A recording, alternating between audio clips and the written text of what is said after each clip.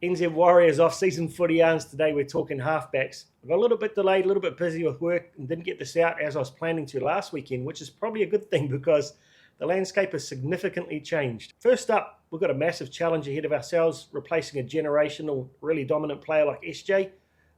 Initially, I thought we were just going to go for Te Maire Martin and Luke Metcalf, see how they went, but I was really hoping that they would go to market and sign an experienced player.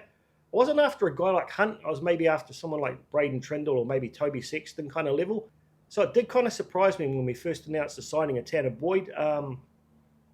Sorry, bro, I was a little bit underwhelmed, but having had time to think about this, I really do think Webby sees something in him. I feel like he's a half who can push us around. He's got a really solid kicking game. He's still really young. Just because he didn't succeed at the Titans, I don't think we should judge him on that. You know, Des is an interesting character. Some guys will thrive under him, some guys won't. I do believe that Tanner will thrive in the environment we've got here, so there's every chance by the end of next year he could be an absolute miracle signing.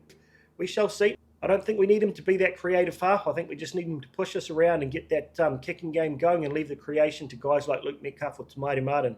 So, looking at the depth chart there, who sits at number one? I think it definitely has to be Luke Metcalf if he's healthy. He's got a huge amount of confidence in his own ability to play seven. He grew up playing there. He showed to me last year in that trial game against the Tigers that he's got everything we need, but it's his ability to stay on the field. He's got to gain some experience. So I think he starts out. We've got Te Maire Martin, who's capable of playing 6 or 7, but kicking game's a limitation for me and a lot of other people. Chanel Harris-tavita, I'm not giving up on him. I still think he's got a lot of ability.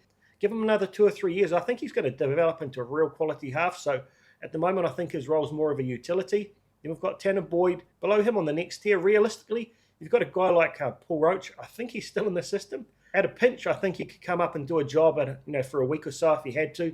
Luke Hanson made some great progression last year. I'm really excited about what he's got to offer in 2025. Then we've got Jet Cleary. I believe he'll start out in Jersey Flegg for a few weeks. By the end of next season, I believe Jet Cleary and Luke Hanson will start to develop a great combo in New South Wales Cup. And then it could be a foot race between those two to see who's the first guy to step up to first grade. There's a bit of depth. Got young guys like Maui Winitani Patestilio, Jesse Sorek, a couple of other guys coming through there at Jersey Flegg, SG Ball, but still a long way off. For now, who's your starting combo come round one? Assuming they both have a great off-season, I'm leaning towards Luke Metcalf and Tanner Boyd. Te Maire Martin, still questions around him for me because he hasn't re-signed yet.